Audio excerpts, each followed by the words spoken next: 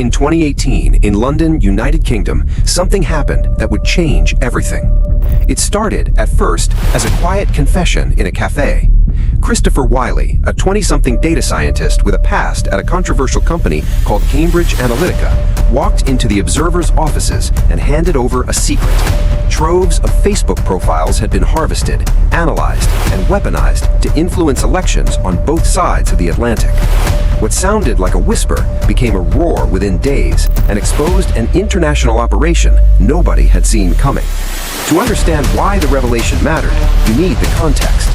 By 2016, social media had become the public square. Facebook's billion-strong networks and the granular clicking trails left by users were a dream for advertisers and for the new politics of precise persuasion. Cambridge Analytica, funded by wealthy patrons and spun out of the British behavioral consulting firm SCL, promised to turn personality psychology into election-winning strategy. Their pitch: identify people's fears and values, craft messages that matched those profiles, and deliver them directly to the right screens. The method was deceptively simple. Dr. Alexander Kogan built a personality quiz app, This Is Your Digital Life, and slipped it into Facebook's ecosystem.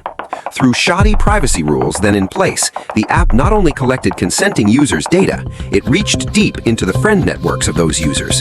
The result? Roughly 50 million profiles, detailed, personal, and ripe for psychographic modeling, ended up in the hands of Cambridge Analytica. The company claimed it could predict voters' personalities using the Ocean model and tailor persuasive content to sway behavior. In 2018, Wylie said he had seen it happen. What followed played out like a modern spy thriller. Journalists from The Guardian and The New York Times published explosive reports on March 17, 2018. Undercover footage showed executives making dark boasts about dirty tricks.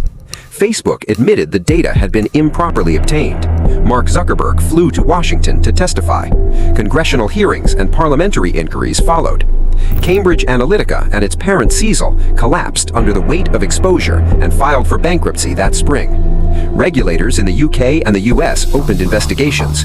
Social media companies changed access rules overnight. But the discovery stripped back another, more dangerous layer: the conspiracy. It wasn't a single crime so much as a networked plan, a commercialized ecosystem that blurred the lines between political consulting, psychological targeting, and cross-border operations. Wealthy backers funded firms that built predictive models from social data. Those models were marketed to campaigns as a way to micro-target voters with messages designed to exploit emotional fault lines. The operation moved money, messaging, and influence across borders while exploiting porous oversight and opaque vendor relationships. In short, a private industry had quietly learned how to scale persuasion on a digital platform and then offered that power to the highest bidders. The drama had human and institutional consequences. Ordinary people discovered their online likes, fears, and relationships had been mined without meaningful consent. Democracies learned how fragile the information environment could be when false or finely tuned messages were injected at scale. Regulators, blindsided for years, scrambled. The EU tightened rules with GDPR in 2018, and governments began to grapple with how to police political ad transparency and data brokers. The fallout didn't close the book. Cambridge Analytica's bankruptcy did not dissolve the problem, it only exposed it. New firms, new tactics, and more sophisticated automation filled the vacuum. Yet the whistleblower's confession did one indelible thing. It made visible the machinery of influence.